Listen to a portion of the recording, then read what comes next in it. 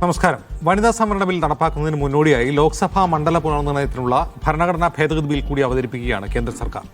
സംസ്ഥാനങ്ങളുമായി കൂടിയാലോചിക്കാതെയുള്ള നീക്കത്തിനെതിരെ പ്രതിഷേധവുമായി തമിഴ്നാട് മുഖ്യമന്ത്രി എം കെ സ്റ്റാലിൻ രംഗത്തെത്തി കഴിഞ്ഞു. വനിതാ സംവരണം നടപ്പാക്കുന്നതിന് പിന്നിൽ കേന്ദ്ര സർക്കാരിന്റെ യഥാർത്ഥ ലക്ഷ്യങ്ങൾ എന്താണ്? സ്വാഗതം. സ്പെഷ്യൽ എഡിഷനിലേക്ക് നമ്മുടെ അതിഥികളായി ഇടത് സഹയാത്രികൻ എൻ ലാൽകുമാർ, കോൺഗ്രസ് വക്താവ് സോയ ജോസഫ്, സുപ്രീം കോടതി അഭിഭാഷകൻ അഡ്വക്കേറ്റ് പ്രശാന്ത് പത്മനാഭൻ, വലതു നിരീക്ഷകൻ ഷാബു പ്രസാദ് എന്നിവരാണ്. അതിനു മുമ്പ് ലോക്സഭാ മുൻ സെക്രട്ടറി ജനറൽ PDT ആചാരി നമ്മോടൊപ്പം ചേരുന്നു. സ്വാഗതം PDT ആചാരി. ഈ 131 ഭരണഘടനാ ഭേദഗതി ബില്ല് അങ്ങ് വായിച്ചിട്ടുണ്ടാകും. അതിലെ വളരെ പ്രധാനപ്പെട്ട ഒരു കാര്യമായി എനിക്ക് തോന്നുന്നത് അത് സെൻസസ് സംബന്ധിച്ച് അതിൻ്റെ ഒരു റീഡിഫൈനിങ് ആണ്. അതായത് പാർലമെൻ്റ് ആയിരിക്കും ഇനി സെൻസസ് ഡാറ്റ ഏതാണ് ഡീലിമിറ്റേഷൻ വേണ്ടത് എന്ന് തീരുമാനിക്കുക എന്നാണ് അത് വായിച്ചപ്പോൾ എനിക്ക് മനസ്സിലായത്.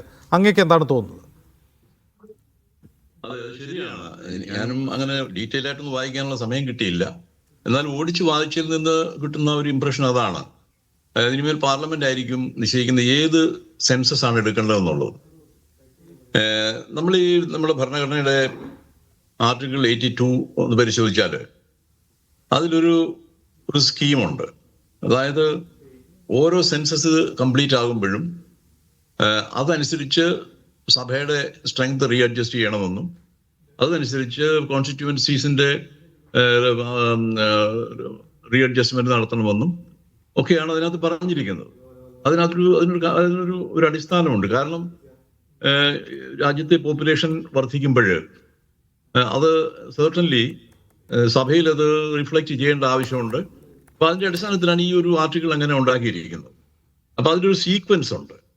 ആ സീക്വൻസ് എന്താണെന്ന് ചോദിച്ചാൽ ആദ്യം ഒരു സെൻസസ് കംപ്ലീറ്റ് ആവുന്നു. ആ കംപ്ലീറ്റ് ആയതിനു ശേഷം ചില നടപടിക്രമങ്ങളുണ്ട്. അത് അതിനകത്ത് വിവരിച്ചിട്ടുണ്ട്. അതായത് ടോട്ടൽ സ്ട്രെങ്തിന്റെ കാര്യം of the house of course അത് ഇതിനകത്ത് ഈ ആർട്ടിക്കിളിൽ അതല്ല പറയുന്നത്. കോൺസ്റ്റിറ്റ്യുവൻസി ഡെലിമിറ്റ് ചെയ്യുക എന്നുള്ള ഒരു പ്രധാന ദൗത്യമാണ്. അപ്പൊ അതിനുവേണ്ടി ഡെലിമിറ്റേഷൻ കമ്മീഷൻ നിയമിക്കുന്ന ഒരു രീതിയാണ് ഇതിനകത്ത് പറഞ്ഞിരിക്കുന്നത്. പക്ഷെ ഇപ്പോഴ് ഈ പുതിയ ഈ ഭരണഘടനാ അമെൻമെന്റ് വരുമ്പോൾ ആ ഒരു സ്കീം അപ്പാടെ മാറിയിരിക്കുന്നു. ആ ഒരു സീക്വൻസ് എല്ലാം പോയി. ഇപ്പോഴ് ഏത് സെൻസസ് ആണ് എടുക്കേണ്ടതെന്നുള്ളത് ഇപ്പം അത് തീരുമാനിക്കുന്നത് പാർലമെന്റായി. കോൺസ്റ്റിറ്റ്യൂഷനിൽ നിന്ന് അതങ്ങ് മാറ്റിക്കളഞ്ഞു. നേരത്തെ ഇതിലൊരു സ്റ്റെബിലിറ്റി ഉണ്ടായിരുന്നു. ഈ സിസ്റ്റത്തിനൊരു സ്റ്റെബിലിറ്റി ഉണ്ടായിരുന്നു. അതിനൊരു സീക്വൻസ് ഉണ്ടായിരുന്നു. അപ്പൊ അതെല്ലാം ഈ ഒരു അമെൻമെന്റോടുകൂടി അതെല്ലാം മാറിപ്പോവുകയാണ്. അതുപോലെ തന്നെ ആർട്ടിക്കിൾ 81 ഇപ്പൊ 850 സീറ്റുകൾ എന്ന് പറയുന്നത് എന്തടിസ്ഥാനത്തിലാണ് ചെയ്തിരിക്കുന്നത് അത് മനസ്സിലാവുന്നില്ല. ഈ സ്റ്റേറ്റ്മെന്റ് ഓഫ് ഒബ്ജക്ഷൻ റീസൺസ് വായിച്ചു നോക്കിയാൽ അതിനകത്ത് അതിനെക്കുറിച്ചുള്ള യാതൊരു പരാമർശവും ഇല്ല. സ്റ്റേറ്റ്മെന്റ് ഓഫ് ഒബ്ജക്ഷൻ റീസണിൽ ഈ ബില്ല് കൊണ്ടുവരാൻ കാരണം പറയുന്നത്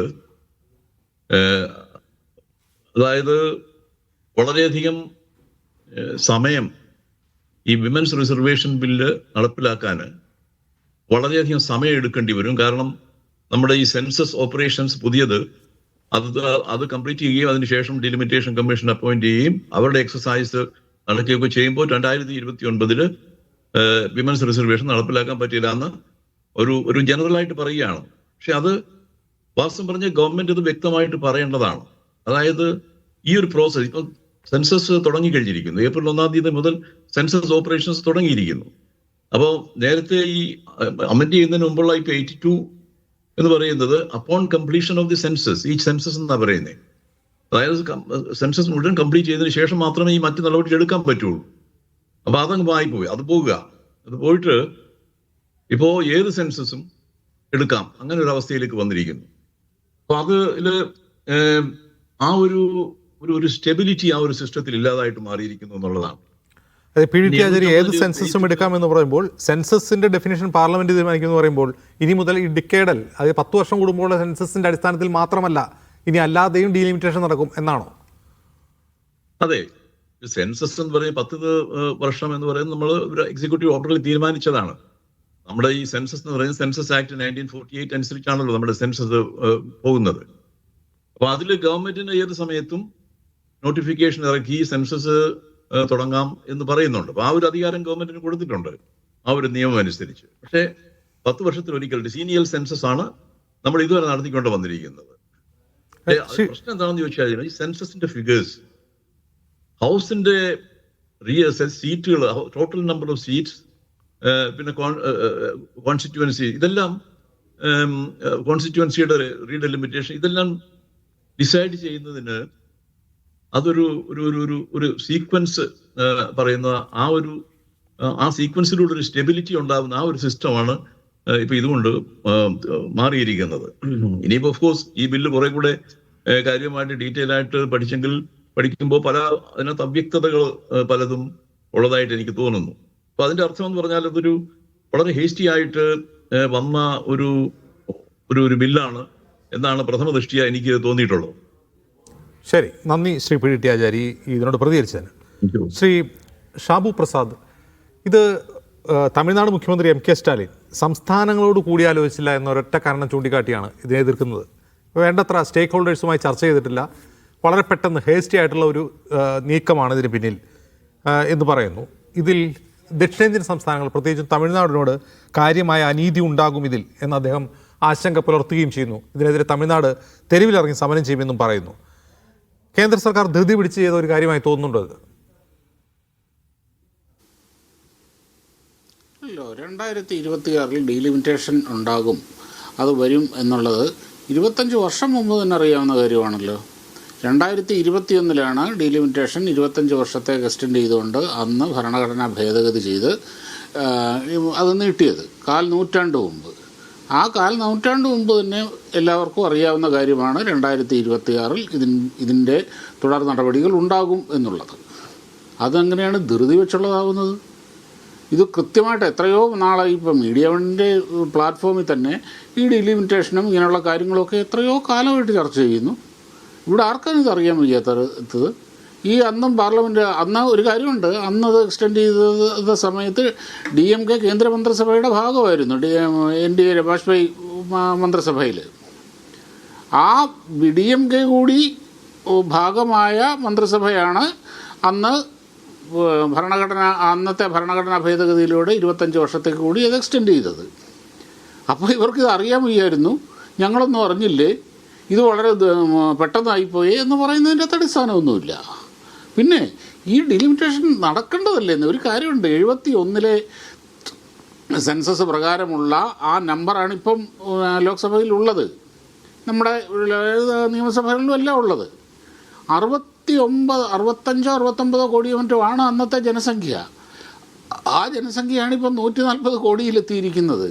അപ്പോൾ ഇവിടെ ശ്രീ PDT ആചാരി സൂചിപ്പിച്ചതുപോലെ ആ ജനസംഖ്യയുടെ റിഫ്ലക്ഷൻ തീർച്ചയായിട്ടും നമ്മുടെ നിയമനിർമ്മാണ സഭകളിലും അങ്ങനെയുള്ളിടത്തുണ്ടാവേണ്ടതല്ലേ. അത് വളരെ ലളിതമായൊരു കാര്യമല്ലേ ജിംസെ? പക്ഷേ ആ സെൻസസ് നടക്കണ്ടേ ഷാബു പ്രസാദ്? സെൻസസ് നടന്നാലല്ലേ അതനുസരിച്ച് ഡീലിമിറ്റേഷൻ നടത്താൻ പറ്റുക? അതെ, സെൻസസ് നടക്കുകയാണല്ലോ. അതെ, സെൻസസ് ഇപ്പോൾ അവസാനം നമ്മുടെ സെൻസസ് എന്ന് പറഞ്ഞാൽ 2011 സെൻസസിൻ്റെ കണക്കുകളാണ് നമ്മുടെ കയ്യിലുള്ളത്. ഇപ്പോൾ അത് സെൻസസ് തുടങ്ങിയിരിക്കുകയുമാണ്. ഇനിയിപ്പോൾ അത് അടുത്ത 3 ദിവസം പാർലമെൻറ്റിൽ ചർച്ചകൾ നടക്കും. ആ ചർച്ചകൾക്കകത്ത് കൂടുതൽ നമുക്കതിൻ്റെ അകത്ത് വ്യക്തത വരും. ഇതിപ്പോൾ നമുക്ക് വന്നിരിക്കുന്ന മാധ്യമ വാർത്തകളുടെ അടിസ്ഥാനത്തിൽ മാത്രമുള്ള ചില നിഗമനങ്ങളിലാണ് നമ്മൾ എത്തുന്നത്. അല്ല, മാധ്യമ വാർത്തകളല്ല, ഈ ബില്ലിലെ വളരെ പ്രധാനപ്പെട്ട ഒരു പ്രൊവിഷൻ ഇതാണ് ഷാബു പ്രസാദ്. ഞാൻ മുമ്പ് PDT ആചാര്യയുടെ ചോദിച്ചിരുന്നു. അതായത് പോപ്പുലേഷൻ എന്ന് പറയുന്നത് മുമ്പ് ഈ ഭരണഘടനയിൽ ഉണ്ടായിരുന്നത് തന്നെ സെൻസസ് പ്രകാരമുള്ള പോപ്പുലേഷനാണ്. ഇനി പോപ്പുലേഷൻ എന്ന് പറയുന്നത് ഡിഫൈൻ ചെയ്യുന്നത് അത് പാർലമെൻറ്റ് തീരുമാനിക്കും ഏത് ഡാറ്റ വെച്ചിട്ടാണ് നമ്മുടെ പോപ്പുലേഷൻ കണക്കാക്കുക എന്നുള്ളത്. അത് പാർലമെൻറ്റ് തീരുമാനിക്കുന്ന ഡാറ്റയാണ് പോപ്പുലേഷനായി കണക്കാക്കുക. സെൻസസ് ആവണമെന്നില്ല. ഇത് നോക്കൂ, സെൻസസ് ആവണമെന്നില്ല എന്ന് പറഞ്ഞാൽ എന്തായാലും ഒരു കണക്കെടുപ്പും ഡേറ്റയും ഇല്ലാതെ പാർലമെൻറ്റിനാണെങ്കിൽ ഒരു തീരുമാനത്തിലെത്താൻ പറ്റുമെന്ന്? ആ പ്രോസസ്സ് എന്താണ്? ഒരു പ്രോസസ്സിൽ അല്ലാതെ അവിടെ ഇരുന്ന കേന്ദ്രമന്ത്രിസഭ ഇന്ന് മുതൽ നമ്മുടെ ജനസംഖ്യ 160 കോടിയാണ്, ഇന്നലെ വരെ ഇതായിരുന്നു, അങ്ങനെയൊന്നും തീരുമാനിക്കാൻ പറ്റുന്ന കാര്യമല്ലല്ലോ ഇത്. കൃത്യമായ ഡേറ്റയുടെയും കൃത്യമായ പ്രോസസ്സുകളിലൂടെയും ആ പ്രോസസ്സുകളെ ഫൈൻ ട്യൂൺ ചെയ്യാനും അത് എങ്ങനെ വേണമെന്നൊക്കെ ഉള്ളതിൻ്റെ അകത്തല്ലാതെ ഇതിൻ്റെ അകത്ത് ആ കൃത്യമായ പ്രോസസ്സിൽ കൂടെ കടന്നു പോയാൽ മാത്രമേ കൃത്യമായ കണക്കുകൾ ഉണ്ടാവുള്ളൂ. അല്ലാതെ വെറുതെ പാർലമെൻറ്റ് ഒരു ദിവസം ഒരു ബില്ല് ഇതങ്ങോട്ട് പറയുകയാണ്, അമിത്ഷാ അല്ലെങ്കിൽ മോദി എന്ന് പറയുകയാണ് നാളെ മുതൽ രാജ്യത്തെ ജനസംഖ്യ 160 കോടിയാണ്, അങ്ങനെയൊന്നും പറയാൻ പറ്റുന്ന കാര്യമല്ലല്ലോ. അത് അത്ര ലളിതം, അത്ര നിസ്സാരമാണോ അത്?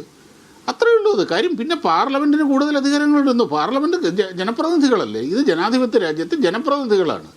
ആ ജനപ്രതിനിധികളെ ഉൾക്കൊള്ളിച്ചുകൊണ്ടുള്ള ജനപ്രതിനിധികളുടെ പങ്കാളിത്തത്തോടു കൂടിയുള്ള ഒരു തീരുമാനങ്ങളല്ലേ ഒരു ജനാധിപത്യത്തിൽ ആത്യന്തികമായി വേണ്ടത്. അതല്ലേ കൂടുതൽ നല്ല കാര്യം. അത് ആ ഒരു മാറ്റം വരട്ടെ. എന്തിനാണ് ഈ ആവശ്യമില്ലാത്ത പരിഭ്രാന്തി? ആവശ്യമില്ലാത്ത ഇത് സംഭവം പ്രശ്നം വേറൊന്നുമല്ല. ഇത് നിങ്ങളടക്കമുള്ളവർ പറയാൻ ശ്രമിക്കാവുന്ന ഒരു കാര്യം എനിക്കറിയാം. അതായത് ഉത്തരേന്ത്യൻ സംസ്ഥാനങ്ങളിൽ, ഇവിടെ BJPക്ക് സ്വാധീനമുള്ള സംസ്ഥാനങ്ങളിൽ ഇവിടെ ലോക്സഭയുടെ മെമ്പർമാരുടെ എണ്ണം കൂടുമ്പോൾ അത് BJPക്ക് ഉറപ്പ്. ആര് പറഞ്ഞു ഇത് BJPക്ക് മാത്രമാണോ? ആർക്കാണ് ഇവിടെ ഈ ജനാധിപത്യത്തിൽ പ്രവർത്തിക്കാനും ജനങ്ങളിലേക്ക് ഇറങ്ങിച്ചെന്ന് പ്രവർത്തിക്കാനും ജനങ്ങളെ കൺവിൻസ് ചെയ്ത് സ്വാധീനം നേടാനും എല്ലാവർക്കും ഒരുപോലെ അവകാശമുണ്ട്. BJP 0 ആയി കിടന്ന സ്ഥലങ്ങളാണതൊക്കെ. അവിടെ BJP വർക്ക് ചെയ്തുകൊണ്ടാണ് ഇവിടം വരെ എത്തിയത്. ആ അവസരം എല്ലാവർക്കും ഇവിടെയുണ്ട്.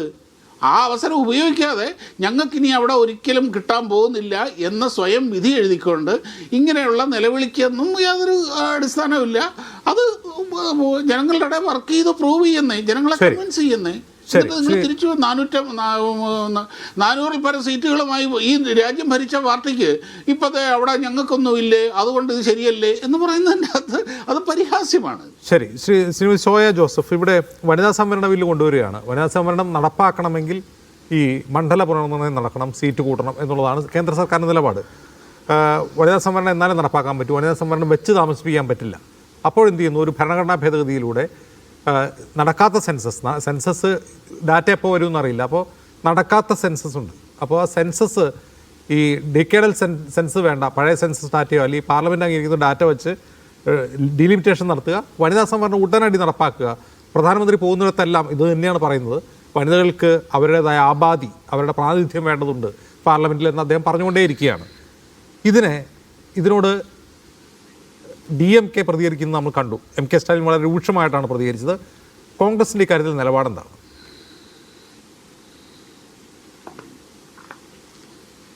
അല്ല, വനിതാ സംവരണം എന്നുള്ളത് ഒരു കോൺഗ്രസിൻ്റെ പ്രതിനിധി എന്ന നിലയിൽ, ഒരു സ്ത്രീ എന്ന നിലയിലും ആദ്യം തന്നെ വനിതാ സംവരണം എന്ന് പറയുന്നത് തീർച്ചയായും അത് നടപ്പിലാക്കേണ്ട ഒന്നാണ്. അത് കാലഘട്ടത്തിൻ്റെ അനിവാര്യമായിട്ടുള്ള നീതിയാണ്. ഈ നാട്ടിലെ പകുതി മനുഷ്യരോട്, അല്ലെങ്കിൽ സ്ത്രീകളായിട്ടുള്ള പകുതി മനുഷ്യരെ, ഇപ്പം കേരളത്തിലേക്ക് പുതിയ തെരഞ്ഞെടുപ്പിൻ്റെ കണക്കുകളിൽ പോലും നമ്മൾ കണ്ടു, ഏറ്റവും കൂടുതൽ വോട്ട് ചെയ്തിട്ടുള്ളത് സ്ത്രീകളാണ് പുരുഷന്മാരെക്കാൾ. അപ്പം അത്തരത്തിലൊരു മനുഷ്യരെ പരിഗണിക്കുക എന്നുള്ള ഏറ്റവും അടിസ്ഥാനപരമായിട്ടുള്ള ഒരു മൂല്യത്തെ ഉൾക്കൊള്ളുക എന്നുള്ള കാര്യത്തിൽ യാതൊരു തർക്കവുമില്ല. അക്കാര്യത്തിൽ കോൺഗ്രസ് ഒരു നിലയ്ക്കും പിന്നോട്ട് സഞ്ചരിക്കുന്ന ഒരു രാഷ്ട്രീയ പാർട്ടിയല്ല എന്നുള്ള കാര്യം ആദ്യം തന്നെ വ്യക്തമാക്കട്ടെ. പിന്നെ ഈ ചോദിച്ച ചോദ്യങ്ങളിലേക്ക് കടക്കുമ്പോൾ സ്വാഭാവികമായിട്ടും എന്തുകൊണ്ടാണ് ഇത്തരം അസ്വസ്ഥതകൾ ഉണ്ടാകുന്നത്, എന്തുകൊണ്ടാണ് ഇത്തരം ചോദ്യങ്ങൾ ഉണ്ടാകുന്നത് എന്നുള്ളതിന് വളരെ കൃത്യമായിട്ടുള്ള കാരണങ്ങൾ ഈ ബില്ലുമായി ചേർത്ത് നമുക്ക് പറയാൻ കഴിയും.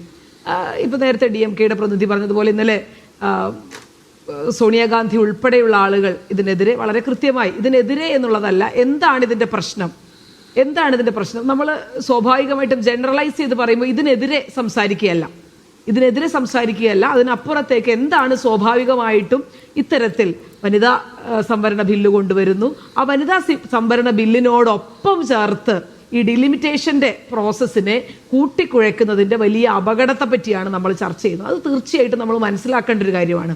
അപ്പോൾ അങ്ങനെ പറയാൻ വരുമ്പോൾ, കോൺഗ്രസ് ഇതാണ് പ്രശ്നം എന്ന് പറയാൻ വരുമ്പോൾ സ്വാഭാവികമായിട്ടും BJPയും നരേന്ദ്രമോദി ഉൾപ്പെടെയുള്ള അതിൻ്റെ മുഴുവൻ സംവിധാനങ്ങളും പറയാൻ ശ്രമിക്കുന്നത് എന്താണെന്ന് വെച്ച് കഴിഞ്ഞാൽ, ഈ ഡീലിമിറ്റേഷൻ പ്രോസസ്സിനെ എതിർക്കുന്ന ആളുകൾ, അതിൻ്റെ രാഷ്ട്രീയത്തെ പറ്റി സംസാരിക്കാൻ ശ്രമിക്കുന്ന ആളുകൾ, അതിലെ അപാകതകൾ ചൂണ്ടിക്കാണിക്കാൻ ശ്രമിക്കുന്ന ആളുകൾ, അവർ വനിതാ സംവരണത്തിന് കൂടി എതിരാണ് എന്ന് വരുത്തി തീർക്കാനുള്ള ഒരു ബോധപൂർവമായിട്ടുള്ള ഒരു ശ്രമമാണ് ഇവിടെ നടക്കുന്നത്. അപ്പോൾ ഇത്ര പെട്ടെന്ന് അത് കൊണ്ടുവരികയും അത് പ്രത്യേകിച്ച് പല സംസ്ഥാനങ്ങളിലും തെരഞ്ഞെടുപ്പ് നടക്കുന്ന സമയങ്ങളിൽ അത് കൊണ്ടുവരിക കൂടി ചെയ്യുമ്പോൾ അതിൽ വലിയ ഉദ്ദേശങ്ങളുണ്ട്. അപ്പോൾ അതിൽ തീർച്ചയായിട്ടും അത്തരത്തിൽ കോൺഗ്രസിനെയും പ്രതിപക്ഷത്തെയും ഒക്കെ പ്രതിക്കൂട്ടിൽ നിർത്തി പിന്നെ സ്ത്രീ വിരുദ്ധരാണ്, വനിതാ സംവരണത്തിനെതിരാണ് എന്നൊക്കെ പറഞ്ഞു വെക്കാനുള്ള ഒരു നരേറ്റീവ് സൃഷ്ടിച്ചെടുക്കാനുള്ള ഒരു ബോധപൂർവമായ ശ്രമമാണ് ഇവിടെ നടത്തുന്നത്. പക്ഷേ ഈ പറയുമ്പോൾ തീർച്ചയായിട്ടും വനിതാ സംവരണം നടപ്പിലാക്കേണ്ടതുണ്ട്. അത് ഈ പറയുന്നത് പോലെ തന്നെ 33% എന്ന് പറയുന്നത് തന്നെ നടപ്പിലാക്കേണ്ടതുണ്ട്. അക്കാര്യത്തിലൊന്നും കോൺഗ്രസിനെ സംബന്ധിച്ച് യാതൊരു തർക്കവുമില്ല. പക്ഷേ ഇപ്പോൾ ഇന്ന് വൈകുന്നേരമാണ് MP-മാർക്ക് ഇതിൻ്റെ ഡ്രാഫ്റ്റ് കിട്ടിയത്. ആ ഡ്രാഫ്റ്റിലൂടെ ഞാൻ കടന്നു പോകുകയായിരുന്നു. വനിതാ സംവരണവുമായി ബന്ധപ്പെട്ടിട്ടുള്ള ആ അമെൻമെൻറ്റുമായി ബന്ധപ്പെട്ടിട്ടുള്ള ക്ലോസുകളിലൂടെ കടന്നു പോകുമ്പോൾ നേരത്തെ അജിംസ് പറഞ്ഞതുപോലെ പോപ്പുലേഷനെ ഡിറ്റർമൈൻ ചെയ്യുന്നതിൻ്റെ അധികാരം കൊടുക്കുന്നു. അതുപോലെ തന്നെ ഡീലിമിറ്റേഷൻ ഒരു കമ്മീഷൻ വെക്കുന്നു. ആ കമ്മീഷനിലെ അംഗങ്ങളൊക്കെ നമ്മൾ വളരെ ഏകപക്ഷീയമായിട്ടുള്ള കുറേ തീരുമാനങ്ങൾ അതുമായി ബന്ധപ്പെട്ടിട്ടുണ്ട്. അതൊക്കെ കൂടുതൽ വളരെ ഗഹനമായി പഠിക്കുകയും മനസ്സിലാക്കുകയും ഒക്കെ ചെയ്യേണ്ട കാര്യമാണ്. കാരണം നമ്മുടെ സംവിധാനങ്ങളുടെ ഫെഡറൽ സംവിധാനങ്ങളുടെ സിസ്റ്റത്തെ അടക്കം തകർക്കാൻ പോകുന്ന പല കാര്യങ്ങളും അതിനകത്തുണ്ട്. നാം ചിന്തിക്കുന്നതിനപ്പുറത്തേക്ക് അതിലൊരുപാട് മാറ്റങ്ങൾ ഇന്ത്യയുടെ, കാരണം ഇന്ത്യയുടെ ഭരണഘടന തുടങ്ങുന്നത് തന്നെ യൂണിയൻ ഓഫ് സ്റ്റേറ്റ്സ് എന്ന് പറഞ്ഞുകൊണ്ടാണ്. ഇതൊരു ഏറ്റവും മുകളിൽ അധികാര കേന്ദ്രം ഇരിക്കുകയും അതിങ്ങനെ ഭരിക്കുകയും ചെയ്യപ്പെടുന്ന ഒരു സംവിധാനമല്ല ഇന്ത്യയുടേത്. അതൊരു യൂണിയൻ ഓഫ് സ്റ്റേറ്റ്സ് എന്ന് വളരെ കൃത്യമായി പറയുമ്പോൾ അതിൻ്റെ ഫെഡറലിസത്തെ ഊന്നി തന്നെയാണ് പറഞ്ഞു വെക്കുന്നത്. അപ്പോൾ ഇതിൽ വലിയ അപകടം ഉണ്ടാകുന്ന പല കാര്യങ്ങളും ഡീലിമിറ്റേഷൻ കമ്മീഷനുമായി ബന്ധപ്പെട്ട് അതിലുണ്ട് എന്നുള്ള കാര്യത്തിൽ തർക്കമില്ല. പിന്നെ ഈ ബില്ല് വായിച്ചു പോകുമ്പോൾ നേരത്തെ ബഹുമാന്യനായിട്ടുള്ള PDT ആചാരി പറഞ്ഞതുപോലെ കുറേ ക്ലോസുകളെ പറ്റി പറയുന്നു, സ്ത്രീകളുടെ റിസർവേഷനെ പറ്റി പറയുന്നു, സ്ത്രീകളുടെ റിസർവേഷൻ കാലഘട്ടത്തിൻ്റെ ആവശ്യമാണെന്ന് പറയുന്നു. അങ്ങനെ ഒരുപാട് കാര്യങ്ങൾ പറഞ്ഞ് ഈ 10-15 പേജുകൾ നീളുന്ന ആ ഡ്രാഫ്റ്റിൻ്റെ ഏറ്റവും അവസാനത്തെ ക്ലോസിലാണ് പറയുന്നത് ഒരു കാര്യം സൂചിപ്പിക്കാനുണ്ട് എന്നുള്ള രീതിയിൽ പറയുകയാണ്. അതായത് ഇപ്പോൾ നമ്മൾ ഇനി ഇതിന് ശ്രമിച്ചു കഴിഞ്ഞാൽ, സെൻസസ് നടത്താൻ ശ്രമിച്ചു കഴിഞ്ഞാൽ അതൊരുപാട് കാലതാമസം എടുക്കും. അപ്പോൾ ഒരുപാട് അനീതി സ്ത്രീകൾക്കെതിരെ, അല്ലെങ്കിൽ സ്ത്രീകളോട് നമ്മൾ ചെയ്യുന്ന ഒരു അനീതിയാണത്. അപ്പോൾ ആ അനീതി നമ്മൾ ചെയ്തുകൂടാ.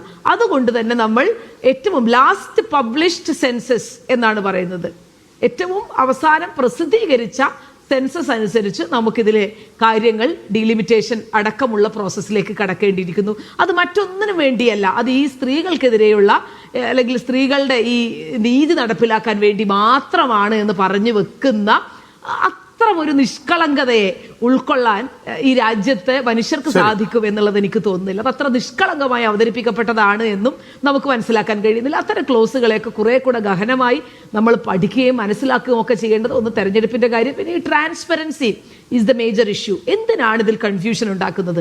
വനിതാ സംവരണം നടപ്പിലാക്കണം. അന്ന് തന്നെ മല്ലികാർജ്ജുൻ ഖാർഗെ ഉൾപ്പെടെയുള്ള ആളുകൾ പറഞ്ഞു നിങ്ങൾക്ക് 2024 നടപ്പിലാക്കാം. ആ നടപ്പിലാക്കുമ്പോൾ നിലവിലുള്ള സീറ്റുകളുടെ 1/3 കൊടുക്കാൻ നിങ്ങൾക്ക് എന്തുകൊണ്ട് കഴിയുന്നില്ല? അതല്ലേ അതിന്റെ മാന്യമായ കാര്യം. അല്ലാതെ കുറെ ആളുകളെ വിളിച്ചിരുത്തി പിന്നെ സ്ത്രീകളെ കൂടെ ഉൾക്കൊള്ളണമെങ്കിൽ നമ്മൾ കുറച്ചുകൂടെ കസേര അധികം ഇടട്ടെ, എന്നിട്ട് ആ കുറച്ച് കസേര സ്ത്രീകൾക്ക് അങ്ങ് കൊടുത്തു കളയാം, പക്ഷേ പുരുഷന്മാരുടെ കസേരയ്ക്ക് ആ കോട്ടൊന്നും തട്ടുന്നില്ല എന്ന് പറഞ്ഞു വെക്കുന്നത് തന്നെ വലിയ സ്ത്രീ വിരുദ്ധമാണ്. അതിലേക്കൊന്നും ഞാൻ കടക്കുന്നില്ല, അത്തരം കാര്യങ്ങളിലേക്കൊന്നും കടക്കുന്നില്ല. അതിനൊക്കെ അപ്പുറത്തേക്ക് ഇതിന്റെ പൊളിറ്റിക്കൽ അജണ്ടയെ ഇത് മുന്നോട്ട് വെക്കുന്ന നേരത്തെ നമ്മൾ അത്ര നിഷ്കളങ്കമല്ല എന്ന് പറഞ്ഞു വെക്കേണ്ടി തന്നെ രാഷ്ട്രീയം ഇതിനകത്തുണ്ട്. അത് കുറെ കൂടെ തുറന്ന ചർച്ചകളിലേക്ക് കടക്കാമായിരുന്നു. ഇപ്പോൾ DMK പോലെയുള്ള ഒരു പാർട്ടി പറയുന്നത് ചർച്ച ചെയ്യൂ. എന്തിനാണ് ചർച്ച ചെയ്യാൻ മടിക്കുന്നത്? എന്തിനാണ് സംസാരിക്കാൻ മടിക്കുന്നത്? എന്തിനാണ് നിങ്ങൾ ഈ ഡിസ്കോഴ്സിനെ ഭയപ്പെടുന്നത്? നിങ്ങൾ എന്തിനാണ് ഈ കമ്മ്യൂണിക്കേഷനെ ഭയപ്പെടുന്നത് എന്നുള്ള വലിയൊരു ചോദ്യമുണ്ട്. അപ്പോൾ അത്തരത്തിലുള്ള തുറന്ന ചർച്ചകൾ ഉണ്ടാകട്ടെ. കോൺഗ്രസും പറയുന്ന ഏറ്റവും പ്രധാനപ്പെട്ട ഒരു കാര്യം അത് തന്നെയാണ്. നിങ്ങൾക്ക് എന്തുകൊണ്ടൊരു സർവകക്ഷി യോഗം വിളിച്ചുകൂടാ? എല്ലാ പാർട്ടികളുടെ പ്രതിനിധികളെയും വെച്ച് സംസാരിച്ചുകൂടാ? ഇത്തരം കാര്യങ്ങളല്ലേ ആവശ്യപ്പെടുന്നുള്ളൂ. ഇതിനോടൊക്കെ എന്തിനാണ് ഇത്ര ഏകപക്ഷീയമായിട്ടുള്ള ഏകാധിപത്യപരമായിട്ടുള്ള രീതിയിൽ പെരുമാറുന്നത് എന്നുള്ളത് അറിയില്ല. കാരണം ഈ നാട്ടിലെ പകുതി മനുഷ്യരെ ബാധിക്കുന്ന അവരെ പിന്നെ സ്ത്രീകളെ സംബന്ധിച്ച് പൊതുജീവിതത്തിലേക്ക്, രാഷ്ട്രീയ ജീവിതത്തിലേക്കൊക്കെ, നിയമനിർമ്മാണത്തിലേക്കൊക്കെ ഈ നാട്ടിലെ പകുതി മനുഷ്യരുടെ പ്രതിനിധികളായി സ്ത്രീകളെ കൊണ്ടുവരുന്ന ഏറ്റവും പ്രധാനപ്പെട്ട ഒരു ബില്ല് നടപ്പിലാക്കാൻ, നിയമമാകാൻ പോകുന്ന ഒരു ഘട്ടത്തിൽ എന്തുകൊണ്ട് ഇത്തരത്തിലൂടെ കുറച്ചുകൂടെ തുറന്ന സമീപനം സ്വീകരിക്കാൻ എന്തുകൊണ്ട് സാധിക്കുന്നില്ല എന്നുള്ള ഒരു വലിയ ചോദ്യമുണ്ട്. അത് തീർച്ചയായും പരിഹരിക്കപ്പെടേണ്ടതുണ്ട് എന്നുള്ള കാര്യത്തിൽ സംശയം വേണ്ട. ശരി, ശ്രീ ലാൽകുമാർ, ഇക്കാര്യത്തിൽ തമിഴ്നാടാണ് വളരെ വോക്കലായി ഇതിനെതിരായിട്ടുള്ള എതിർപ്പ് പറഞ്ഞിട്ടുള്ളത്. പക്ഷേ ഇവിടുത്തെ ഏറ്റവും പ്രധാനപ്പെട്ട പ്രശ്നം ഈ വരാൻ പോകുന്ന ഭരണഘടനാ ഭേദഗതി ബില്ലിൽ ഒരു പ്രധാനപ്പെട്ട കാര്യം പോപ്പുലേഷൻ എന്ന് പറഞ്ഞാൽ അത് സെൻസസ് ഡാറ്റ അനുസരിച്ച് ആയിരിക്കണം എന്ന് നിർബന്ധമില്ല. പാർലമെന്റ് തീരുമാനിക്കും പോപ്പുലേഷൻ എന്താണെന്ന്. അതായത് 2027 നടക്കാൻ പോകുന്ന സെൻസസ് അനുസരിച്ച് വേണം ഡീലിമിറ്റേഷൻ നടക്കാൻ. അതുവരെ കാത്തിരിക്കാൻ കേന്ദ്രത്തിന് പറ്റില്ല. ഉടൻ തന്നെ 2029 മുമ്പ് തന്നെ വനിതാ സംവരണം നടപ്പാക്കുകയും വേണം. അപ്പോൾ ഈ പറയുന്ന വനിതാ സംവരണം സംബന്ധിച്ച് റെട്ടറിക്ക് തുടങ്ങിയിട്ട് വർഷങ്ങളായി. ഈ 2024 മുമ്പ് തന്നെ വനിതാ സംവരണത്തെക്കുറിച്ചുള്ള റെട്ടറിക്ക് കേന്ദ്ര സർക്കാർ തുടങ്ങിയിട്ടുള്ളതാണ്. അപ്പോൾ ഇനി സംഭവിക്കാൻ പോകുന്നത് എന്താണെന്ന് വെച്ചാൽ 2011 സെൻസസ് ഡാറ്റ അനുസരിച്ചാണ് ഡീലിമിറ്റേഷൻ നടക്കാൻ പോവുക. അത് നീതീകരിക്കാവുന്ന ഒന്നാണോ?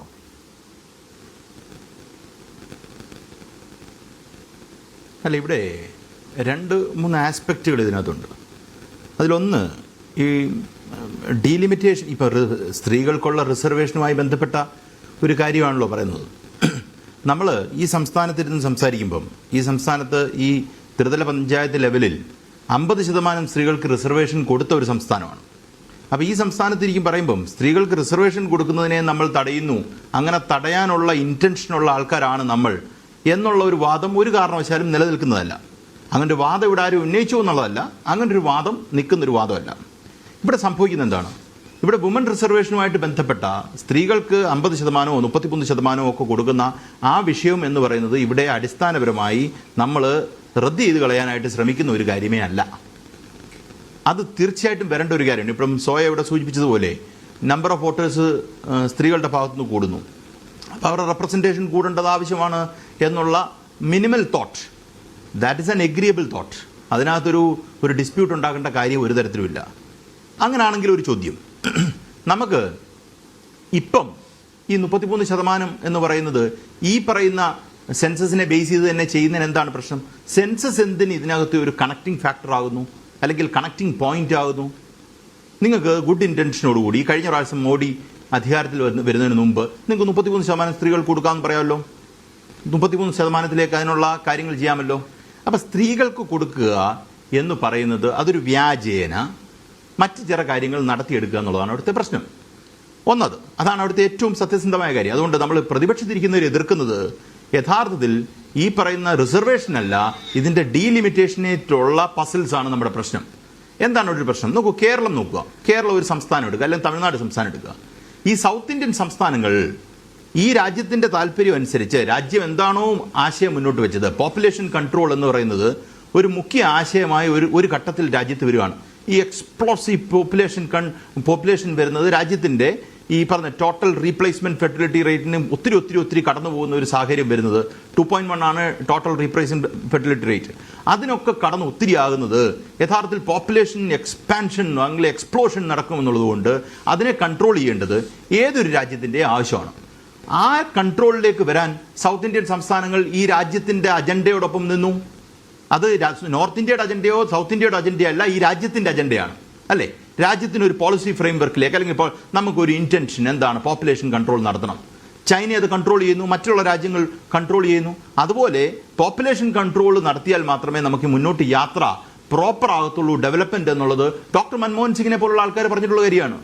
അപ്പോൾ ചൈനയുമായിട്ടുള്ള കമ്പാരിസൺ പോലും ചൈനയ്ക്ക് ഈ ഡെമോഗ്രാഫിക് ഡിവിഡൻറ്റ് എന്ന് പറയുന്നത് ഒരു ബുദ്ധിമുട്ടുണ്ടാക്കുന്ന ഒരു കാര്യമാണ്. നമ്മുടെ in comparing with India and China എന്ന് പറയുന്ന ഒരു സാഹചര്യം വരെ എത്തിയിട്ടുണ്ട്. പക്ഷേ ഇവിടെ സംഭവിക്കുന്നതന്നെ മറിച്ചാണ്. നമ്മൾ യഥാർത്ഥത്തിൽ ഒരു ഗുഡ് ഇൻറ്റൻഷനോടുകൂടി വലിയൊരു പ്രവൃത്തി കുറെ കഴിഞ്ഞ കാലങ്ങളായ വർഷങ്ങൾ ഡെക്കേഡ്സ് എടുത്ത് നമ്മൾ ചെയ്തിരിക്കുന്ന പോപ്പുലേഷൻ കൺട്രോളിനെ നമുക്ക് മെറിറ്റ് കിട്ടണ്ട, നമുക്കൊരു അഡ്വാൻറ്റേജസ് പൊസിഷനിൽ എത്തേണ്ട നമ്മൾ അതിന് പേ ചെയ്യാണ്. We are paying the price for what the goods that we have done, അല്ലേ? ഗുഡ് ഇൻറ്റൻഷനോടുകൂടി നമ്മൾ ചെയ്ത കാര്യത്തിനെല്ലാം ബോക്സ് ടിക്ക് ചെയ്ത് പൊയ്ക്കൊണ്ടിരിക്കുന്ന സംസ്ഥാനങ്ങൾ അതിന് പേ ചെയ്യാണ്. ഇതൊന്നും നോക്കാതെ പോപ്പുലേഷൻ കൺട്രോൾ എന്ന് പറയുന്നത് അവരുടെ ഒരു അജണ്ട പോലും അല്ലാതെ ഈ പറയുന്ന ആൾക്കാർ അൺകൺട്രോളബിൾ ആയിട്ട് പോപ്പുലേഷൻ പോയ ആൾക്കാർക്കെല്ലാം സീറ്റുകൾ കൂടുതൽ കിട്ടുന്നു. നോക്കൂ, സീറ്റുകൾ കൂടുതൽ കിട്ടുന്നു എന്ന് പറഞ്ഞാൽ അതിനകത്തൊരു പ്രശ്നമുണ്ട്. കാര്യം ലെജിസ്ലേറ്റീവ് ബോഡിയിൽ, നിങ്ങൾ ലോ മേക്കിംഗ് ബോഡിയിൽ നിങ്ങൾക്ക് സൗത്ത് ഇന്ത്യൻ സംസ്ഥാന സഹായം ഇല്ലാതെ തന്നെ നിങ്ങൾക്ക് ഒരു ലോ പാസ്സാക്കാമെങ്കിൽ സൗത്ത് ഇന്ത്യയുടെ പ്രസൻസ് എന്ന് പറഞ്ഞാൽ തന്നെ ഒരു ഡോർമെന്റ് സ്റ്റേജിലേക്ക് മാറും. അതിനകത്ത് ചെറിയൊരു കാര്യമായിട്ടല്ല നമ്മൾ അതിനെ കണക്കാക്കേണ്ടത്. ഇപ്പം നോർത്ത് ഇന്ത്യൻ സംസ്ഥാനങ്ങളിൽ ഒരുപാട് സീറ്റ്സ് വരുന്നു. ആ സീറ്റ്സ് വരുമ്പം നോർത്ത് ഇന്ത്യയുടെ പ്രസൻസ് കൊണ്ട് നിങ്ങൾക്കൊരു ലെജിസ്ലേഷൻ പാസ്സാക്കാം. സൗത്ത് ഇന്ത്യയുടെ പ്രസൻസിൽ സദേൺ ഇന്ത്യയുടെ ആബ്സെൻസ് അതിനെ അഫക്റ്റ് ചെയ്യുന്ന ഒരു വിഷയമല്ല എങ്കിൽ അതിനകത്തൊരു പ്രശ്നമുണ്ട്. അതിനകത്ത് അടിസ്ഥാനപരമായി നമ്മൾ ഗൗരവമായിട്ട് കാണേണ്ട ഒരു വിഷയമാണ്. അങ്ങനെ ഉരുത്തിരിഞ്ഞു വന്നിരിക്കുന്ന ഒരു രാഷ്ട്രീയ വിഷയമാണിത്. അതുകൊണ്ടാണ് സൗത്ത് ഇന്ത്യൻ സംസ്ഥാനങ്ങൾ, പ്രത്യേകിച്ച് ഈ പറയുന്ന തമിഴ്നാട്, അതിനകത്ത് ഏറ്റവും വലിയൊരു കാര്യമായിട്ട് മുന്നോട്ട് വരുന്നത്. അത് അവർക്ക് ഇച്ചിരി വോക്കലാകുന്നത്. നമ്മളിപ്പം അവിടെ നാഷണൽ പാർട്ടീസ് ഇല്ല, അവർക്ക് റീജിയണൽ പാർട്ടീസേ ഉള്ളൂ. അതുകൊണ്ടാണ് ഒരു ഇച്ചിരി വോക്കലാകാൻ അവർക്ക് കഴിയുന്നത്. അപ്പം ഇതിനെ നമ്മൾ കാണേണ്ടത് വളരെ ജാഗ്രതയോടുകൂടി കാണേണ്ട ഒരു വിഷയമാണ്. നമ്മുടെ ലോ മേക്കിംഗ് പവർ, നമ്മുടെ ലോ മേക്കിംഗ് നമുക്ക് കിട്ടുന്ന ഒരു സ്ട്രെങ്ത് ഉണ്ടല്ലോ, ആ സ്ട്രെങ്തിനെ നെഗേറ്റ് ചെയ്യുന്ന രീതിയിലുള്ള പ്രവൃത്തിയാണിത്. അപ്പം കൂടുതൽ നമ്മൾ ഈ പറയുന്ന പോപ്പുലേഷൻ കൺട്രോളിന് വേണ്ടി ശ്രമം നടത്തുകയും ആ പോപ്പുലേഷൻ കൺട്രോൾ എന്ന് പറയുന്നത് കൺട്രോൾ ചെയ്ത് കഴിഞ്ഞപ്പം അതിൻ്റെ അതൊരു മെനസായി മാറുന്ന ഒരു സാഹചര്യവും ഉണ്ടായി വരുന്നു. അത് ഒരു ബുദ്ധിമുട്ടുണ്ടാക്കുന്ന കാര്യമാണ്. അത് നമ്മൾ ഈ രാജ്യത്തിന്റെ താല്പര്യത്തിനനുസരിച്ച് മുന്നോട്ട് നീങ്ങി മറ്റ് സംസ്ഥാനങ്ങൾ ഇതിന്റെ പുറകെ വരാതിരിക്കുകയും അവർക്ക് ഈ പറയുന്ന ട്രൂ ബെനിഫിറ്റ് അവർക്ക് കിട്ടുകയും ചെയ്യുന്ന ഒരു സാഹചര്യം ഉണ്ടാകുന്നു. അത് നമുക്ക് അംഗീകരിക്കാൻ പറ്റുന്ന ഒരു കാര്യമല്ല. സംസ്ഥാനങ്ങളും തമ്മിൽ വഴക്കുണ്ടാകുന്ന രീതിയിലുള്ളൊരു കാര്യമല്ല ഞാൻ പറഞ്ഞു വെക്കുന്നത്. അങ്ങനെ ഒരു ഇന്റൻഷനും എനിക്കില്ല. പക്ഷേ കേന്ദ്ര സർക്കാർ ഇതിനെ ഒരു കോർഡിനേറ്റിംഗ് ബോഡി എന്നുള്ള രീതിയിൽ കുറഞ്ഞപക്ഷം രാജ്യത്തെ രാഷ്ട്രീയ കക്ഷികളുമായി ഡിസ്കസ് ചെയ്തിട്ട് വേണമായിരുന്നു, ഒരു ചർച്ചയ്ക്ക് ശേഷം വേണമായിരുന്നു ആ ബില്ല് തയ്യാറാക്കാൻ എന്നുള്ളൊരു വാദമാണ്. അതും ന്യായമായൊരു വാദമാണ്. ശ്രീ പ്രശാന്ത് പത്മനാഭൻ, ഈ ഡീലിമിറ്റേഷൻ നേരത്തെ തന്നെ ഡിബേറ്റ് ചെയ്തുകൊണ്ടിരിക്കുന്ന ഒരു കാര്യമാണ്. അതിലുള്ള ആശങ്ക സദേൺ സ്റ്റേറ്റ്സ്, ദക്ഷിണേന്ത്യൻ സംസ്ഥാനങ്ങൾ ഉന്നയിക്കുന്നുമുണ്ട്. അമിത്ഷാ പലപ്പോഴായി പറഞ്ഞിട്ടുള്ളത് ആരും ഭയക്കണ്ട, ആരുടെയും സീറ്റിൻ്റെ എണ്ണം കുറയില്ല, കൂടുകയുള്ളൂ എന്നാണ്. അങ്ങനെ ഒട്ടും ആശങ്കപ്പെടേണ്ടതില്ലാത്ത, പ്രത്യേകിച്ചും തമിഴ്നാട് ഉൾപ്പെടെയുള്ള ദക്ഷിണേന്ത്യൻ സംസ്ഥാനങ്ങൾക്ക് ഒട്ടും ആശങ്കപ്പെടേണ്ടതില്ലാത്ത ഒന്നാണോ ഈ ഡീലിമിറ്റേഷൻ പ്രോസസ്സ്? അങ്ങനെയാണെന്ന് ഒറ്റ നോട്ടത്തിൽ തോന്നുന്നില്ല. കാരണം 545 മെമ്പേഴ്സുള്ള ഒരു ലോക്സഭയെ പെട്ടെന്ന് 850ലേക്ക് എത്തുമ്പോൾ 815 + 35 യൂണിയൻ ടെറിട്ടറി എന്നുള്ള സീറ്റ് അലൊക്കേഷൻ, ഇത് പ്രൊപ്പോർഷണേറ്റ് ആയിട്ടാണ് ഇൻക്രീസ് ചെയ്യുന്നതെങ്കിൽ പോലും, അതായത് കേരളത്തിനൊരു 10 സീറ്റ് കൂടുകയാണ്. യു പിയിലും മധ്യപ്രദേശിലും ബാക്കി ഹിന്ദി ഹാർട്ട്ലാൻഡ് എന്ന് പറയുന്നത് BJPക്ക് കൂടുതൽ ഭൂരിപക്ഷം കിട്ടുന്ന പ്രദേശങ്ങളിൽ അവരുടെ പോപ്പുലേഷൻ അനുസരിച്ചിട്ടുള്ള പ്രൊപ്പോർഷണേറ്റ് ആയിട്ടുള്ള ഇൻക്രീസ് ഉണ്ടാകുന്നു. അപ്പോൾ ഈ റേഷ്യോ വലിയ വ്യത്യാസമില്ലാതെ നിലനിന്നാൽ പോലും അവിടെ ഒരു ബാർഗെയിനിങ് കപ്പാസിറ്റി കൂടുതലായിട്ട് ആ നോർത്ത് ഇന്ത്യൻ ബെൽറ്റിലേക്ക് വരികയാണ്.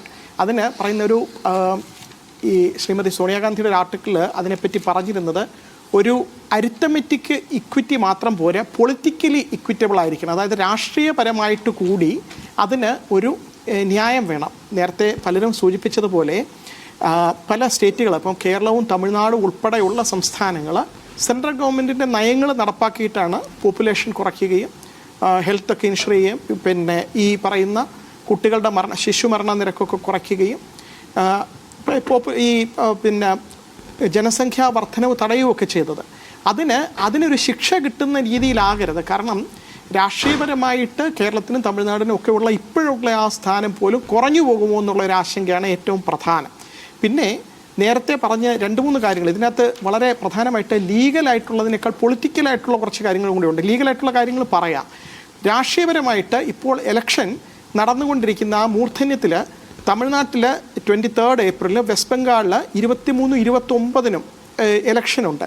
അപ്പോൾ അതിനിടയിൽ പാർലമെൻറ്റിൽ പെട്ടെന്നൊരു സമ്മേളനം വിളിച്ചു കൂട്ടിയിട്ട് എല്ലാ MP-മാർക്കും അവിടെ വരാൻ പറ്റാത്തൊരു സാഹചര്യത്തിൽ പലരും സ്റ്റേറ്റുകളിലൊക്കെ അവരുടെ ക്യാമ്പയിനൊക്കെ ആയിട്ട് ബിസി ആയിരിക്കുന്ന ഒരു സമയത്ത് എന്തിനാണ് പെട്ടെന്ന് ഇങ്ങനെ പാർലമെൻറ്റിൻ്റെ അടിയന്തരമായിട്ടൊരു യോഗം വിളിച്ചു ചേർക്കുന്നത്? ജൂലൈ വരെ എന്തുകൊണ്ട് വെയിറ്റ് ചെയ്തുകൂടാ? മൺസൂൺ സെഷൻ ഉണ്ട് ജൂലൈയിൽ, ചർച്ച നടത്തി പാർലമെൻറ്റിൽ എല്ലാവർക്കും അതിൽ പങ്കെടുക്കാനുള്ള ഒരു അവസരം കൊടുത്ത് ഇതിൻ്റെ വരായികൾ ഇതെന്താണ് ഉദ്ദേശിക്കുന്നതെന്നൊക്കെ നേരത്തെ മന്ത്രി പറഞ്ഞത് ഇതിൽ പ്രശ്നമില്ല എന്നാണെങ്കിൽ അതിനെപ്പറ്റി ചർച്ച ചെയ്ത് ആ സംശയങ്ങൾ ദൂരീകരിച്ചിട്ട് എന്തുകൊണ്ട് നടപ്പാക്കുന്നില്ല എന്നുള്ള ചോദ്യമാണ് ആദ്യത്തേത്. അപ്പോൾ അതിലെന്തോ ഒരു ദുരൂഹതയുണ്ട്. പെട്ടെന്ന് ഇത് കൊണ്ടുവരുന്നതിൻ്റെ ന്യായം ഞാൻ മനസ്സിലാക്കുന്നത്, പാർലമെൻറ്റിൽ ഇവർക്ക് ഈ ഭരണഘടനാ അമെൻമെൻറ്റ് പാസ്സാക്കണമെങ്കിൽ കേവല ഭൂരിപക്ഷം മാത്രം പോരാ. പാർലമെൻറ്റിൽ ഹാജരാകുന്നവരിൽ 2 സഭകളിൽ ഹാജരാകുന്നവരിൽ 2 പേരും വോട്ട് ചെയ്തിരിക്കണം. അതായത് 66% ആളുകൾ. ആ ഒരു ഭൂരിപക്ഷം ഇപ്പോഴത്തെ സഭയിൽ BJPക്ക് ഇല്ല എന്നാണ് ഞാൻ മനസ്സിലാക്കുന്നത്. NDAക്ക് ഇല്ല. ലോക്സഭയിൽ BJPക്ക് 240, NDAക്ക് 292. അതൊരു 53.77 ആണ് 543 മെമ്പേഴ്സിൽ. രാജ്യസഭയിൽ BJPക്ക് 106, NDAക്ക് 141. അത് 59.66 ആകുന്നുള്ളൂ. അപ്പം 66.6% വേണം പ്രസൻറ്റ് ആൻഡ് വോട്ടിംഗ് എന്നാണ് പറയുന്നത്. അതായത് എത്ര പേര് വരുന്നോ അതിൽ 2 ഭൂരിപക്ഷം പേര് വോട്ട് ചെയ്യണം. ഒന്നാമത്തെ കടമ്പ. രണ്ടാമത്, ഇതിലെ പല ആർട്ടുകളും പല വകുപ്പുകളും ഭരണഘടനയിലെ പല വകുപ്പുകളും സ്റ്റേറ്റിൻ്റെ റെപ്രസെൻറ്റേഷനെ കൂടി ബാധിക്കുന്നതായതുകൊണ്ട് പകുതി സ്റ്റേറ്റിലെ അസംബ്ലികളെങ്കിലും ഇത് പാസ്സാക്കിയിരിക്കണം. അതായത് 28 സ്റ്റേറ്റ് ഉള്ളതിൽ 14 കൂടുതൽ സ്റ്റേറ്റ്, 14 അതിൽ കൂടുതലോ സ്റ്റേറ്റുകളുടെ അസംബ്ലി കേവല ഭൂരിപക്ഷത്തിൽ ഇത് ശരിവെക്കുക കൂടെ വേണം ഭരണഘടനാ അമെൻമെൻറ്റ്. അതിനുള്ള ഭൂരിപക്ഷം ഇപ്പോൾ BJPക്ക് ഉണ്ട്. 20-21 സ്റ്റേറ്റുകളിൽ BJP അല്ലെങ്കിൽ NDA സഖ്യമാണ് ഭരിക്കുന്നത്. അപ്പോൾ അത് പാസ്സാക്കിയെടുക്കാൻ കഴിയും. അപ്പോൾ പാർലമെൻറ്റിൽ പെട്ടെന്ന് ഇത് പാസ്സാക്കിയെടുക്കുക എന്നുള്ളതാണ് ഇപ്പോൾ അടിയന്തരമായിട്ട് ഇങ്ങനെ ഒരു യോഗം കൂടുന്നത് എന്ന് തോന്നുന്നു. അതിനകത്തുള്ള അന്യായം എന്ന് പറയുന്നത് എല്ലാ MP-മാർക്കും അതിനകത്ത് നേരത്തെ ഇവിടെ പലരും സൂചിപ്പിച്ചതുപോലെ മിക്കവാറും എല്ലാ പ്രതിപക്ഷ കക്ഷികളും കൂടി സമ്മതിച്ചിട്ടാണ് 2023 ഈ സ്ത്രീ പ്രാതിനിധ്യ നിയമം വിമൻസ് റിസർവേഷൻ പാസ്സാക്കിയെടുത്തത്. അതിൽ 1-2 പ്രധാനപ്പെട്ട ഓപ്പോസിഷൻ ഉണ്ടായിരുന്നത് ശ്രീ ഒവൈസിയുടെ പാർട്ടി, പിന്നെ RJD. അവർ രണ്ടുപേരും പറഞ്ഞത് OBC റിസർവേഷൻ കൂടി വേണമെന്നുള്ളതാണ്. ഇപ്പം OBC റിസർവേഷൻ്റെ കാര്യം പറയുമ്പോൾ ഇപ്പോൾ ഭരണഘടനയിൽ അതിനുള്ള പ്രൊവിഷൻ ഇല്ല. ഷെഡ്യൂൾ ട്രൈബ് റിസർവ്ഡ് സീറ്റ്സ് ഉണ്ട്. OBC റിസർവേഷൻ കൂടെ കൊണ്ടുവരാൻ പറ്റുമായിരുന്നു. എങ്ങനെയാണ് ഈ 2026 സെൻസസ് നടക്കുമ്പോൾ ഒരു ജാതി സെൻസസും കൂടെ ആയി മാറും അത്. കാരണം ജാതി തിരിച്ചുള്ള കണക്കുകൾ കൂടി നമുക്ക് കിട്ടും. ആ കണക്കുകൾ വന്നു കഴിഞ്ഞാൽ അതിൽ നിന്ന് OBCക്ക് കൂടി റിസർവേഷൻ കിട്ടുന്ന രീതിയിലൊരു ഡിമാൻഡ് വരാമായിരുന്നു. മല്ലികാർജ്ജുന ഖാർഗെ ഇന്ന് ലോക്സഭയിൽ 2023 ഈ ബില്ല് വന്നപ്പോൾ തന്നെ പറഞ്ഞത് ഈ അടുത്ത ഇലക്ഷൻ തന്നെ 2024 ഇലക്ഷൻ തന്നെ കൊണ്ടുവരൂ, അതിൽ ഞങ്ങൾക്ക് തയ്യാറാണെന്നാണ് പറഞ്ഞത്. അതായത് ഈ ബില്ല് കൊണ്ടുവരുന്നതിന് ആരും എതിരില്ല. സ്ത്രീകൾക്ക് സംവരണം 33% അല്ലെങ്കിൽ ആ റിസർവേഷൻ കൊണ്ടുവരുന്നതിന് എല്ലാവരും അനുകൂലമായിരുന്നു. ഈ നേരത്തെ പറഞ്ഞ് RJDയും പിന്നെ ഒവൈസിയുടെ പാർട്ടി ഒഴികെ അവരുടെ പിന്നെ ഓപ്പോസിഷൻ വേറെ ഒരു കാര്യമായിരുന്നു. ഈ കാര്യം നടപ്പാക്കാനുള്ള ഒരു സാഹചര്യം ഇപ്പോൾ ഇല്ലാതാവുകയാണ്. അതൊരു കാര്യം. പിന്നെ രണ്ടാമത് ഡീലിമിറ്റേഷൻ കമ്മീഷൻ എന്ന് പറഞ്ഞൊരു ഭരണഘടനാ സാധുത കിട്ടുകയാണ്. ഇപ്പോൾ ഈ പൊളിറ്റിക്സ് നമ്മൾ പാർലമെൻറ്റിന് തോന്നിയവരെ പിന്നെ ഫിക്സ് ചെയ്യാൻ കഴിയില്ല. ഇപ്പം സെൻസസുമായിട്ട് ലിങ്ക്ഡ് ആണ്. കാരണം പോപ്പുലേഷൻ എന്നുള്ളതിൻ്റെ അർത്ഥം വ്യാഖ്യാനിച്ചിരിക്കുന്ന ഈ പുതിയ അമെൻമെൻറ്റ് ആക്ടിനകത്ത് പോപ്പുലേഷൻ്റെ അർത്ഥം വ്യാഖ്യാനിച്ചിരിക്കുന്നത് ഈ പബ്ലിഷ് ചെയ്ത സെൻസസ് ഏതെടുക്കണമെന്ന് പാർലമെൻറ്റിന് തീരുമാനിക്കാം. പാർലമെൻറ്റ് നിയമം പാസ്സാക്കിയിട്ട് ആ പബ്ലിഷ് ചെയ്ത സെൻസസിൻ്റെ ഡേറ്റ എടുത്തിട്ടാണ് പോപ്പുലേഷൻ എന്ന് പറയുന്നത്. അപ്പോൾ ഇപ്പം നേരത്തെ പറഞ്ഞ പോലെ 2011 സെൻസസാണ് ഇപ്പോൾ ഏറ്റവും അവസാനം പോപ്പുലേഷൻ ഇപ്പോൾ ഏറ്റവും സെൻസ് പബ്ലിഷ് ചെയ്തിരിക്കുന്ന സെൻസസ്. ഇനി വരാനിരിക്കുന്ന 2026 സെൻസസ് പബ്ലിഷ് ചെയ്ത് വന്നിട്ട് അതിനുശേഷം ഡിലിമിറ്റേഷൻ വന്ന് ഇത് നടപ്പാകുകയാണെങ്കിൽ ഒരു പക്ഷേ 2029 ഇലക്ഷന് ഈ പിന്നെ റിസർവേഷൻ ഉണ്ടാകാനുള്ള സാധ്യത ഇല്ല എന്നാണ് government statement of objects and reasons എന്ന് പറയും. ഒരു ബില്ല് അവതരിപ്പിക്കുമ്പോൾ കൊടുത്തിരിക്കുന്ന കാരണങ്ങളായിട്ട് പറഞ്ഞിരിക്കുന്നത്. ആ കാരണം ശരിയാണെങ്കിൽ കൂടി എന്തുകൊണ്ട് ഇത്ര പ്രധാനപ്പെട്ട ഒരു വിഷയം, ഇത്രയും പ്രാധാന്യമുള്ള രാഷ്ട്രീയത്തിൽ ഇത്രയധികം സ്വാധീനം ഉണ്ടാക്കാൻ പോകുന്ന ഇനി വരുന്ന കോൺസ്റ്റിറ്റ്യുവൻസി എങ്ങനെയായിരിക്കും, അതിൽ ആർക്കൊക്കെ പ്രാതിനിധ്യം ഉണ്ടാകും. നേരത്തെ പറഞ്ഞതുപോലെ നമ്മുടെ സൗത്ത് ഇന്ത്യൻ സ്റ്റേറ്റുകളുടെ റിലവൻസ് പോലും, അതായത് ഈസ്റ്റിലെ പിന്നെ നോർത്ത് ഈസ്റ്റ് സ്റ്റേറ്റുകളും സൗത്ത് ഇന്ത്യൻ സ്റ്റേറ്റുകളും ഒക്കെ കൂടി ഒരുമിച്ച് നിന്നാൽ പോലും ഹിന്ദി ഹാർട്ട്ലാൻഡിന് ആയിട്ടുള്ള ബാർഗൈനിങ് കപ്പാസിറ്റി കുറയുന്ന രീതിയിലാണോ ഇത് കൊണ്ടുവന്നിരിക്കുന്നത്? അതാണ് ഏറ്റവും പ്രധാനപ്പെട്ട ആശങ്ക. ആ ആശങ്ക ദൂരീകരിക്കാൻ ഗവൺമെൻറ്റിനൊരു ബാധ്യത ഉണ്ടായിരുന്നു. അത് ചെയ്യാതെയാണ് ഗവൺമെൻറ് ഇപ്പോൾ ചെയ്തിരിക്കുന്നത്. ഇത് രാഷ്ട്രീയപരമായിട്ടുള്ളൊരു നീക്കമാണ്. അതുകൊണ്ട് രാഷ്ട്രീയപരമായിട്ട് തന്നെ നേരിടണം. ഞാൻ രാഷ്ട്രീയമെന്ന് വീണ്ടും പറയാൻ കാര്യം, ഭരണഘടനാപരമായിട്ട് 1-2 പ്രത്യേകതകളുണ്ട്. അതായത് ഡീലിമിറ്റേഷൻ നടപ്പാക്കണം. ഡീലിമിറ്റേഷൻ കമ്മീഷൻ എന്ന് പറയുന്നില്ലെങ്കിലും ആർട്ടിക്കിൾ 327 ഡീലിമിറ്റേഷനെ പറ്റി പറയുന്നുണ്ട്. Power of parliament to make provision with respect to election of legislature. പാർലമെൻറ്റിലോട്ടോ നിയമസഭകളിലേക്കോ ഒക്കെ ഇലക്ഷൻ നടത്താനുള്ള നിയമങ്ങൾ ഉണ്ടാക്കാൻ പാർലമെൻറ്റിന് പൂർണ്ണ അധികാരമുണ്ട്. ആർട്ടിക്കിൾ 329 അത് ആദ്യമേ തന്നെ ഭരണഘടനയിലുള്ളതാണ്, അമെൻമെൻറ്റ് വഴി വന്നതല്ല. അതിൽ പറയുന്നത് bar of interference in electoral bar to interference by courts in electoral matters എന്നാണ്. അതായത് കോടതികൾക്ക് ഇങ്ങനെ ഒരു പോപ്പുലേഷൻ സെൻസസ് നടത്തുന്നതിനെ അല്ലെങ്കിൽ അതിനെപ്പറ്റി ഒരു നിയമം ഉണ്ടാക്കുന്നതിൽ ഇടപെടാൻ പാടില്ല എന്ന് വളരെ വ്യക്തമായിട്ട് ഭരണഘടനയിൽ എഴുതിയിട്ടുമുണ്ട്. അപ്പോൾ സുപ്രീം കോടതിയിൽ ഇത് ചാലഞ്ച് ചെയ്തുകൊണ്ട് ഒരു കേസ് വന്നു കഴിഞ്ഞാൽ 2 പ്രധാനപ്പെട്ട കാരണങ്ങൾ മാത്രമേ കാണിക്കാൻ കഴിയൂ. ഒന്ന്, ഭരണഘടനാപരമായിട്ട് ആർട്ടിക്കിൾ 368 എങ്ങനെയാണോ ഭരണഘടന അമെൻഡ് ചെയ്യുന്നത് അത് പാലിച്ചിട്ടില്ല എങ്കിൽ, അതായത് ഭരണഘടനയിൽ പറഞ്ഞിരിക്കുന്ന നിഷ്കർഷിച്ചിരിക്കുന്ന മാനദണ്ഡങ്ങൾ പാലിച്ച് ലോക്സഭയിലും രാജ്യസഭയിലും വേണ്ട ഭൂരിപക്ഷം കിട്ടിയാണ് പാസ്സാക്കിയിരിക്കുന്നതെങ്കിൽ ആ ചോദ്യം അവിടെ നിലനിൽക്കുന്നില്ല. അത് കിട്ടിയിട്ടില്ലെങ്കിൽ അത് കോടതിയിൽ നിലനിൽക്കും. രണ്ടാമത്തെ കാരണമെന്ന് പറയുന്ന ഒരേ ഒരു കാരണമേ ഉള്ളൂ. അതായത് ഭരണഘടനാ അമെൻമെൻ്റ് ആയതുകൊണ്ട് കേശവാനന്ദ ഭാരതി കേസിൽ സുപ്രീം കോടതി പറഞ്ഞിട്ടുണ്ട്, ഭരണഘടനാ അമെൻമെൻറ്റ് പോലും ഭരണഘടനയിലെ ബേസിക് ഫീച്ചേഴ്സ്, അതായത് ഏറ്റവും അടിസ്ഥാനപരമായ മൂല്യങ്ങളെ ഇല്ലാതാക്കിക്കൊണ്ട് ഭരണഘടനയെ തകിടം മറിക്കുന്ന രീതിയിൽ ഒരു അമെൻമെൻറ്റ് നടത്തിയാൽ അതിന് സാധ്യതയില്ല എന്ന് പറഞ്ഞിട്ടുണ്ട്. ഈ 2 കാരണങ്ങളുടെ പുറത്ത് മാത്രമേ ഇപ്പോൾ ഈ അമെൻമെന്റ് വിവിധ സംസ്ഥാനങ്ങളിൽ ഇപ്പോൾ തെരഞ്ഞെടുപ്പ് പ്രചാരണം നടക്കുകയാണ്. അതുകൊണ്ട് പ്രത്യേകമായി ചേരുന്ന ഈ പ്രത്യേക പാർലമെന്റ് യോഗത്തിൽ MP-മാർ പങ്കെടുക്കണമോ വേണ്ടയോ എന്ന് രാഷ്ട്രീയ കക്ഷികളാണ് തീരുമാനിക്കേണ്ടത്. പങ്കെടുത്താൽ അതുകൊണ്ടുണ്ടാകുന്ന ഗുണം എന്താണ്, പങ്കെടുത്തില്ലെങ്കിൽ അതുകൊണ്ടുണ്ടാകുന്ന ദോഷം എന്താണ് എന്ന് ഓരോ രാഷ്ട്രീയ പാർട്ടികൾ ആലോചിക്കട്ടെ. മടങ്ങി വരാൻ വളരെ പെട്ടെന്ന് ഒരു ഇടവേളയ്ക്ക് ശേഷം അതിഥികളിലേക്ക് ശ്രീ ഷാഹു പ്രസാദ്, കുറഞ്ഞ പക്ഷം ഇത്രയും ഗൗരവമുള്ള വളരെ ഹിസ്റ്റോറിക്കലായ എന്ന് പ്രധാനമന്ത്രി തന്നെ പറയുന്ന ഒരു ഭരണഘടനാ ഭേദഗതി കുറഞ്ഞ പക്ഷം സർവകക്ഷി യോഗം വിളിച്ച് അവരോടൊന്ന് ചർച്ച ചെയ്തിട്ട് വേണ്ടായിരുന്നോ? എന്തിനായിരുന്നു ധൃതി?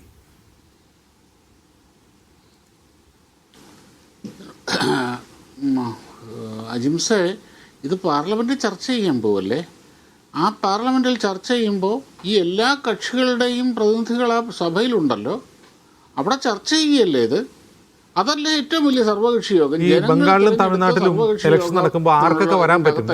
എല്ലാവരുടെയും പ്രസൻസ് ഉറപ്പുവരുത്താൻ വേണ്ടിയാണോ ഈ തെരഞ്ഞെടുപ്പ് നടക്കുന്ന സമയത്ത് സ്പെഷ്യൽ സമ്മേളനം വിളിച്ചു ചേർക്കുന്നത്? എല്ലാവരും, അതായത് പാർലമെൻറ്റിലേക്ക് തിരഞ്ഞെടുക്കപ്പെട്ടിരിക്കുന്നവരുടെ അവരുടെ അടിസ്ഥാന ധർമ്മം എന്ന് പറയുന്നത് പാർലമെൻറ്റ് സെഷനിൽ പങ്കെടുക്കുക എന്നുള്ളതാണ്. തെരഞ്ഞെടുപ്പല്ല. അപ്പോൾ സംസ്ഥാനങ്ങളിൽ തെരഞ്ഞെടുപ്പല്ല. അവിടെ അതിന് സംസ്ഥാന നേതാക്കന്മാരുണ്ട്. ഒരു കാര്യമുണ്ട്, ഇതിൻ്റെ അകത്ത് ബംഗാളിൽ എന്ന് പറയുന്നത് BJPക്ക് ഏറ്റവും നിർണായകമായ സംസ്ഥാനമാണ്. അവിടെയും BJPയുടെ MP-മാരുണ്ട്. ഇതെല്ലാവരെയും ബാധിക്കുന്ന കാര്യമാണ് അത്. ഈ MP-മാരുടെ മെമ്പർ ഓഫ് പാർലമെൻറ്റ് അവരുടെ ബേസിക് ഡ്യൂട്ടിയാണ്, ബേസിക് റെസ്പോൺസിബിലിറ്റിയാണ് പാർലമെൻ്ററി നടപടികളിൽ പങ്കെടുക്കുക എന്നുള്ളത്. പാർലമെൻറ്റ് വിളിക്കുമ്പോൾ പോകണം.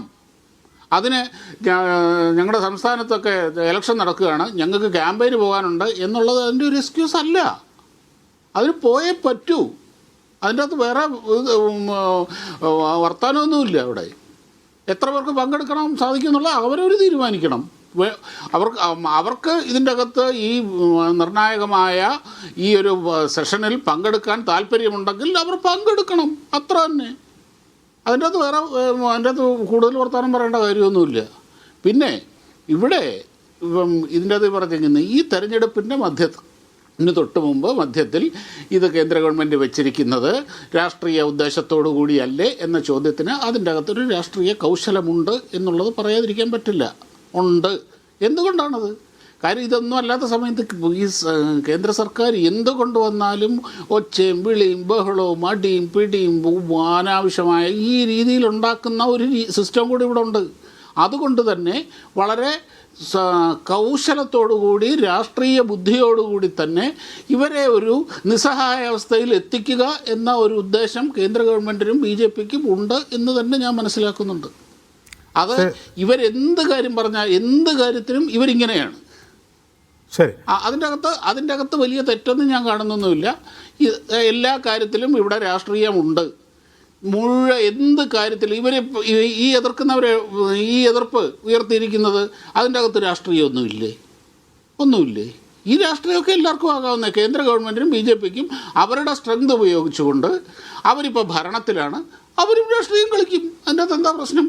ഇവിടെ എന്താ കളിച്ചിട്ടില്ലേ? ബാക്കിയുള്ളവരെല്ലാവരും അങ്ങ് സാത്വിക ഭരണമായിരുന്നോ ഇവിടെ ഇത്രയും കാലം ഉണ്ടായിരുന്നത്? ഇനി ഇവിടെ കോൺഗ്രസിൻ്റെ പ്രതിനിധി പറഞ്ഞു ഇവിടെ ഇതിൻ്റെ വനിതാ സംവരണത്തിൻ്റെ കാര്യത്തിനെ പറ്റി അവർ ഘോര സംസാരിച്ചു. ഇപ്പോൾ വന്നിരിക്കുന്നത് ഈ രാജ്യത്ത് എന്തുകൊണ്ടാണ് ഇപ്പോൾ BJPക്ക് ഇത് ചെയ്യേണ്ടി വന്നത്? എന്തുകൊണ്ടാണ് ഇതിപ്പോൾ BJP ഗവൺമെൻറ് ഇത് ചെയ്യുന്നത്? 10-60 കൊല്ലം രാജ്യം ഭരിച്ചിരുന്ന സമയത്ത് ഇവർ ചെയ്യാത്തത് കൊണ്ടല്ലേ ഇപ്പോൾ BJP ഇത് ചെയ്യുന്നത്. ഇവർക്ക് ചെയ്യാമായിരുന്നല്ലോ. പതിറ്റാണ്ടുകളായി അത് ചെയ്യാതിരുന്നതിന് കാരണമുണ്ട്. അത് 25 കൊല്ലത്തേക്ക് നീട്ടിയത് കോൺഗ്രസ് അല്ല, 25 കൊല്ലത്തേക്ക് വീണ്ടും നീട്ടിയത് വാജ്പേയി സർക്കാരാണ്. അത് ചെയ്യാതിരുന്നതിന് അതിൻ്റെ ഉദ്ദേശമുണ്ട്. ആ ഉദ്ദേശ ലക്ഷ്യങ്ങൾ പൂർത്തീകരിക്കാത്ത സംസ്ഥാനങ്ങൾ അനധികൃതമായി ബെനിഫിഷ്യറീസ് ആകുന്നു എന്നുള്ളതാണ് അത് പൂർത്തീകരിച്ച സംസ്ഥാനങ്ങളുടെ പരാതി. അതാണെന്ന് സ്റ്റാലിൻ പറഞ്ഞു. അനധികൃതമാവുന്നത് അതെങ്ങനെയാണ് ഈ അനധികൃത? അല്ല, ഇത് 50 വർഷം സ്റ്റാൾ ചെയ്ത് വെച്ചത് എന്തിനാണ് ഷാബു പ്രസാദ്? ജനസംഖ്യാ നിയന്ത്രണത്തിന് വേണ്ടിയാണ്. ജനസംഖ്യാ നിയന്ത്രണം എന്നുള്ളത് RSSന്റെ വളരെ പ്രധാനപ്പെട്ട ഒരു മുദ്രാവാക്യമാണ്. ജനസംഖ്യാ നിയന്ത്രണം RSSന്റെ വളരെ പ്രധാനപ്പെട്ട മുദ്രാവാക്യമാണ്. അതെ, അന്ന് RSS ഇന്ദിരാഗാന്ധിക്ക് അതിന് പിന്തുണ കൊടുത്തതാണ്. ഇവിടെ ഒരു കാര്യമുണ്ട്, അത് എന്നും അങ്ങനെ തന്നെയാണ്. ഇവിടെ അല്ലെങ്കിൽ ഇപ്പം ഇവിടെ നമുക്ക് പൊതുജനങ്ങളിനകത്ത് അതിൻ്റെ അകത്ത് അവയർനെസ് കൊണ്ടുവരാനേ പറ്റുള്ളൂ. സ്ട്രിക്റ്റായിട്ട് ഏകപക്ഷീയമായിട്ട് നടപ്പാക്കാൻ പറ്റില്ല. പണ്ട് സഞ്ജയ് ഗാന്ധി തുർബാൻ ഗേറ്റിലെ അവിടുത്തെ ന്യൂനപക്ഷങ്ങളെ പിടിച്ച് ചെയ്ത പോലെ അവയർനെസ് കൊണ്ടുവരണമെങ്കിൽ ആദ്യം വിദ്യാഭ്യാസം ഉണ്ടാകണം. അതിനാവശ്യമായ സ്കൂളുകൾ ഉണ്ടാക്കണം. അവയർനെസ് എന്ന് പറഞ്ഞാൽ സ്വമേധ ഉണ്ടാവുന്ന ഒന്നല്ല. കേരളത്തിൽ അവയർനെസ് ഉണ്ടാവാനുള്ള കാരണം കേരളത്തിൽ സ്കൂളുണ്ട്, സാക്ഷരത ഉണ്ടെന്നുള്ളതുകൊണ്ടാണ്. ആയിക്കോട്ടെ. എന്താണെങ്കിലും ഈ രാജ്യത്തൊരു ഈ 71 വരെ ഇവിടെ ഈ ഡീലിമിറ്റേഷൻ കൃത്യമായിട്ട് നടന്നിരുന്നല്ലോ. സെൻസസിനെ ബേസ് ചെയ്തുകൊണ്ട് 10 വർഷം കൂടി ഇരിക്കുമ്പോൾ ശരി, ഇതിനെ പ്രോത്സാഹിപ്പിക്കാൻ വേണ്ടിയിട്ട് തൽക്കാലം അത് മാറ്റിവെച്ചു. പക്ഷേ ഇവിടെ ജനസംഖ്യ ഇപ്പം അന്നത്തെ 69 കോടിയിൽ നിന്നിപ്പോൾ 100 ഇരട്ടിയിലധികമായിട്ട് വർദ്ധിച്ചു. സ്വാഭാവികമായിട്ടും നമ്മൾ അതിനനുസരിച്ച് മാറിയേ പറ്റുള്ളൂ. പീപ്പിൾസ് മാറിയേ പറ്റുള്ളൂ. പക്ഷെ അത് ഡിസ്കസ് ചെയ്യപ്പെടേണ്ട വളരെ സങ്കീർണമായ ഒരു രാഷ്ട്രീയ പ്രശ്നമാണ് എന്നേ സ്റ്റാലിനും പറയുന്നുള്ളൂ. ഡിസ്കഷനില്ല. നിങ്ങൾ വന്നു വേണമെങ്കിൽ വന്ന് ഇതിന് വോട്ട് ചെയ്യുകയോ എതിർക്കുകയോ ചെയ്തോളൂ എന്ന് പറഞ്ഞൊരു തെരഞ്ഞെടുപ്പിന്റെ ഇടയ്ക്ക് പ്രത്യേക പാർലമെന്റ് സമ്മേളനം വിളിക്കുന്നതിനെയാണ് ഇന്ന് സ്റ്റാലിൻ ചോദ്യം ചെയ്തത്. ശരി, ഡിസ്കസ് ചെയ്യാനല്ലേ പാർലമെന്റ്? പാർലമെന്റിൽ ഡിസ്കസ് ചെയ്യാൻ തന്നെയാണ് വിളിച്ചിരിക്കുന്നത്. ശരി, ശ്രീമതി സോയ ജോസഫ്, തെരഞ്ഞെടുപ്പിനിടയ്ക്ക് ഞങ്ങൾക്ക് അങ്ങോട്ട് പോകാൻ പറ്റില്ല എന്ന് പറഞ്ഞു കഴിഞ്ഞാൽ സോയ ജോസഫ്, ഇത് ഇലക്ഷന്റെ സമയമാണ്, ഞങ്ങൾക്ക് വരാൻ പറ്റില്ല എന്നും എം പിമാർ പറഞ്ഞിട്ട് കാര്യമില്ല. വേണമെങ്കിൽ വന്ന് എതിർക്കുകയോ അനുകൂലിക്കുകയോ ചെയ്തിട്ട് പൊക്കോളൂ. ഇതാണ് ലൈൻ.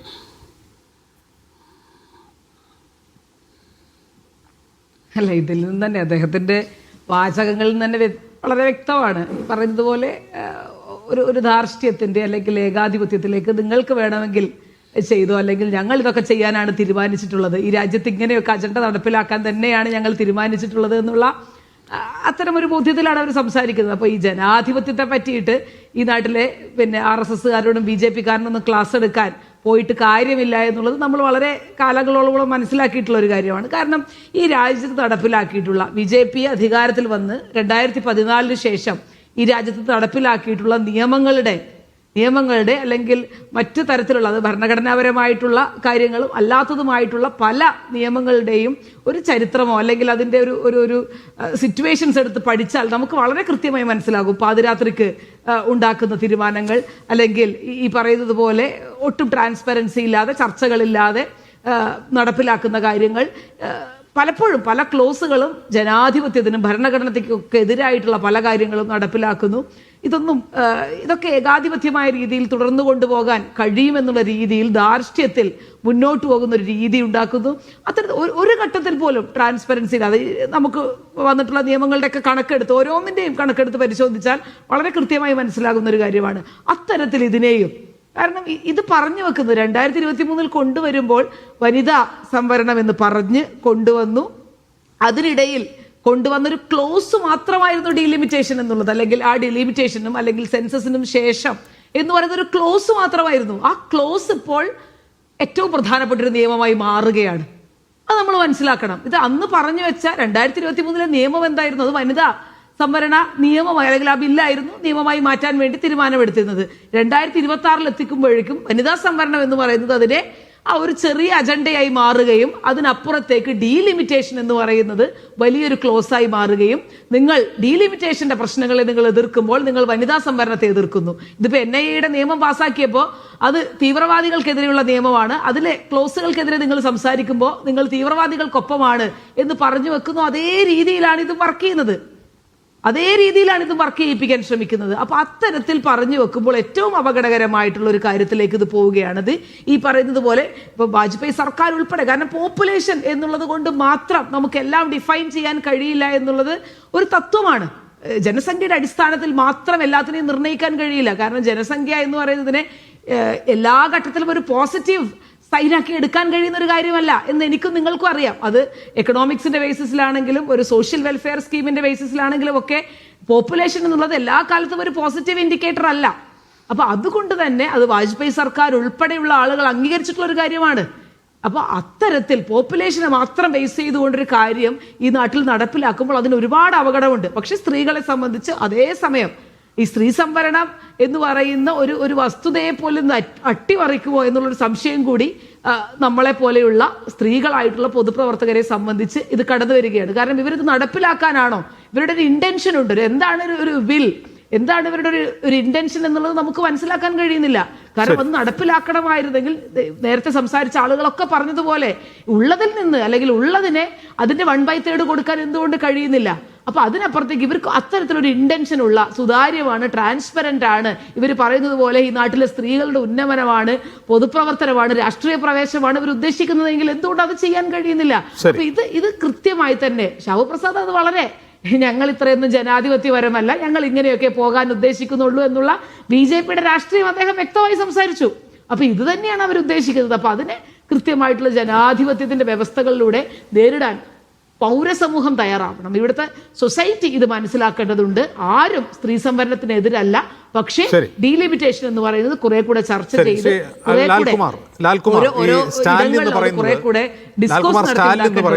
ചർച്ച സംസ്ഥാനങ്ങളുമായി ചർച്ച ചെയ്യാതെ ഇത്രയും ഗൗരവമുള്ളൊരു ഭരണഘടനാ ഭേദഗതി കൊണ്ടുവന്നാൽ തമിഴ്നാട് കൈകെട്ടി നോക്കിക്കില്ല, തമിഴ്നാട് തെരുവിലിറങ്ങുമെന്നാണ് പറയുന്നത്. അത്രയും സ്ട്രോങ് ആയിട്ടൊരു ഭാഷയിൽ കേരളത്തിൽ നിന്നൊരു മറുപടി വേണ്ടേ?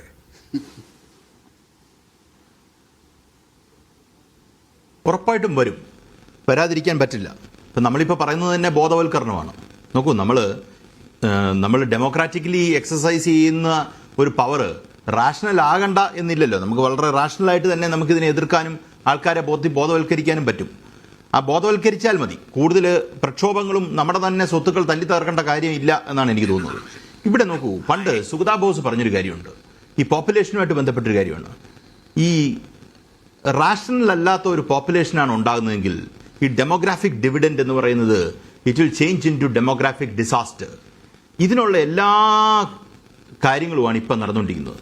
ഈ രാജ്യത്തെ കേന്ദ്ര സർക്കാർ അല്ലെങ്കിൽ BJP ഭരിക്കുന്ന സർക്കാർ ഇവിടുത്തെ ജനതയോട് പറയുന്നത് എന്താ? പോപ്പുലേഷൻ ഇൻഫ്ലേറ്റ് ചെയ്ത് കഴിഞ്ഞാൽ നിങ്ങൾക്ക് കൂടുതൽ റെപ്രസെൻറ്റേഷൻ കിട്ടും എന്നല്ലേ പറയുന്നത്. അവരെ ഡീൽ ചെയ്യാനുള്ള ഇൻഫ്രാസ്ട്രക്ചർ നമുക്കുണ്ടോ? എക്കണോമിക് ഇൻഫ്രാസ്ട്രക്ചർ ഉണ്ടോ? സോഷ്യൽ ഇൻഫ്രാസ്ട്രക്ചർ ഉണ്ടോ? ഉള്ളവൻ്റെ കാര്യം കഷ്ടമായിട്ട് അവനെ തന്നെ പള്ളുകൊടുത്തി വിടാൻ പറ്റാത്ത ഒരു സാഹചര്യമാണ്. അങ്ങനെ ഒരു സ്ഥലത്താണ് നിങ്ങൾക്ക് കൂടുതൽ അനുസരിച്ചുള്ള റെപ്രസെൻറ്റേഷൻ, കൂടുതൽ പോപ്പുലേഷൻ ഉണ്ടെങ്കിൽ കൂടുതൽ റെപ്രസെൻറ്റേഷൻ കിട്ടും എന്ന മെസ്സേജ് കൊടുക്കുന്നത്. നോക്കൂ, 71 ഇത് സ്റ്റോൾ ചെയ്യുന്നതിൻ്റെ കാര്യം എന്താണ്? നമ്മുടെ സൗത്ത് ഇന്ത്യൻ സംസ്ഥാനങ്ങളോട് കാണിച്ച ഒരു ജസ്റ്റിസ് ആണ്. നമ്മൾ പോപ്പുലേഷൻ കൺട്രോളിലേക്ക് പോകുന്നു എന്ന് പറഞ്ഞാൽ ആ പോപ്പുലേഷൻ കൺട്രോൾ നടത്തുന്ന ആൾക്കാരോട് ഒരു റെസ്പെക്ട്ഫുൾ പൊസിഷൻ എടുക്കുകയാണ് യൂണിയൻ ഗവൺമെന്റ് ചെയ്യുന്നത്. അതിനകത്തൊരു വലിയ മര്യാദ അടങ്ങിയിട്ടുണ്ട്.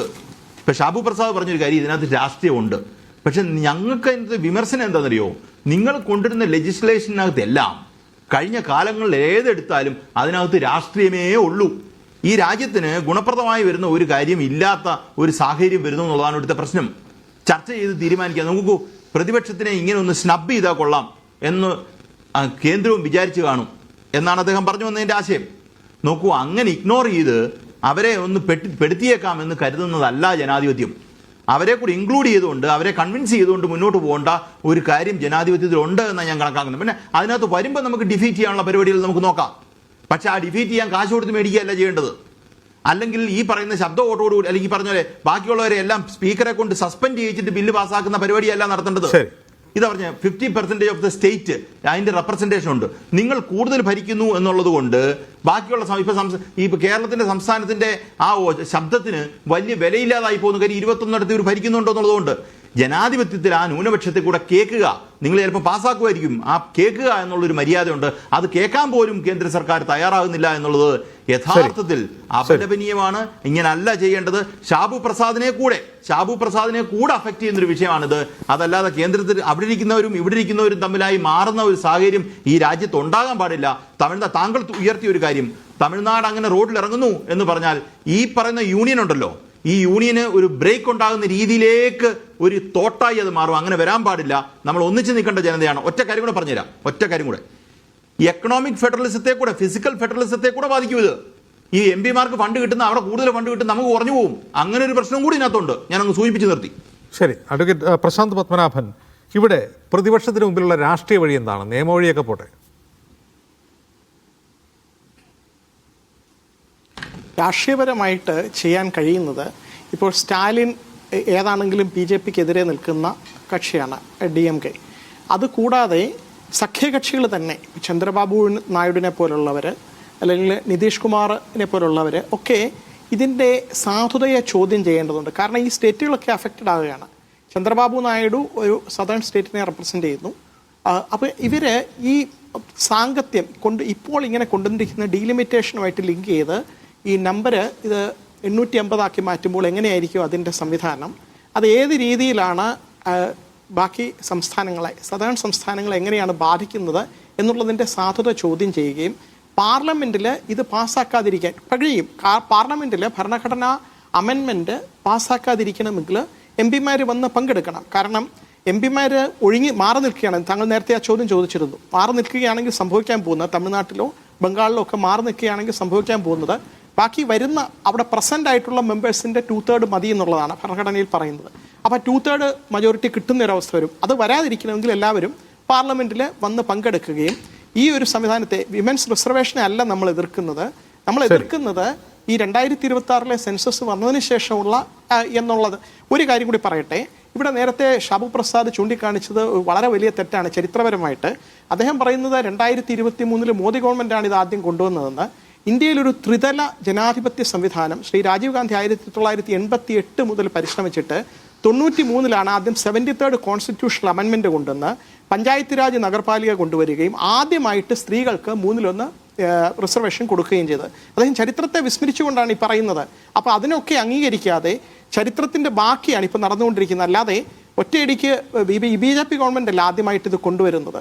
അത് വളരെ വലിയൊരു ഇത് പഴയ ഗവൺമെൻറ്റുകളുടെ നേട്ടങ്ങളെ കുറച്ച് കാണിക്കുന്നതും ജനാധിപത്യ സംവിധാനത്തെ ധ്വംസിച്ചുകൊണ്ട് ചർച്ചകളില്ലാതെ 5 വർഷം ചർച്ച നടത്തിയാണ് 73rd അമെൻമെൻറ്റ് പാസ്സാക്കിയത്. ഇപ്പോൾ പെട്ടെന്ന് പാസ്സാക്കിയെടുക്കുകയാണ്. ആരെ കാണിക്കാനാണ്? ഇത് വലിയൊരു നേട്ടമായിട്ട് കണക്കാക്കരുത്. ജനാധിപത്യ സ്വഭാവം കുറച്ചുകൊണ്ട് വരുന്നൊരു സംഭവമായിട്ട് വേണം ഇതിനെ കണക്കാക്കാൻ. അവർക്ക് വരാൻ വരെ BJP എംപിമാരില്ലേ എന്ന് ചോദിക്കുമ്പോൾ നേരത്തെ അവർക്ക് അറിവ് കിട്ടിക്കാണും ഗവൺമെൻറ് എന്താണ് ചെയ്യാൻ പോകുന്നതെന്ന്. പ്രതിപക്ഷ എംപിമാർക്ക് പെട്ടെന്ന് ഒരു നോട്ടീസ് വരികയാണ്, പെട്ടെന്നൊരു സിറ്റിംഗ് ഉണ്ട്, അതിൽ വന്നോണം, ഇലക്ഷൻ്റെ ഇടയ്ക്ക് നിങ്ങളിവിടെ വന്ന് പങ്കെടുക്കണം. ഇപ്പോൾ രാഷ്ട്രീയപരമായിട്ട് പങ്കെടുക്കുകയും ഇത് പാർലമെന്റിൽ പരാജയപ്പെടുത്തുകയും ചെയ്യണം. അതാണ് ഇപ്പോൾ ചെയ്യാനുള്ളത്. അത് മാത്രമാണ് ഇപ്പോൾ അടിയന്തരമായി പ്രതിപക്ഷത്തിന് ചെയ്യാനുള്ള വഴി. നന്ദി ശ്രീ പ്രശാന്ത് പത്മനാഭൻ, സോയ ജോസഫ്, ലാൽകുമാർ, ഷാബു പ്രസാദ് ഇത്രയും സംസാരിച്ചതിന് ഇടവേള.